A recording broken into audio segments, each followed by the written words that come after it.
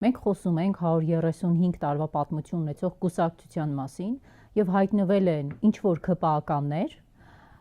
անուսում, անկիրթ, փողոցից, հիմա նոր սկսել են քաջազնուի կարդալ եւ պատմիչ Լեո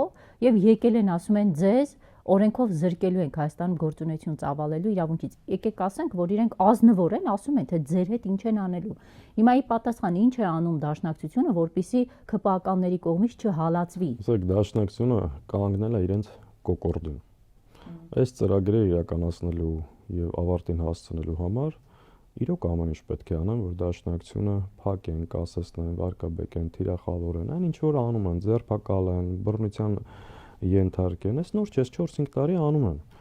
Բայց ես մեկ անգամ եւս ասում եմ, գլուխները պատին կտան։ Դաշնակցությունը դա էություն է, բովանդակությունն է, մեր ժողովրդի պատմության մի մասն է, մեր ներկան է, դա փակել հնարավոր չի։ Ազգային գաղափարախոսությունը փակել, ոչնչացնել հնարավոր չի։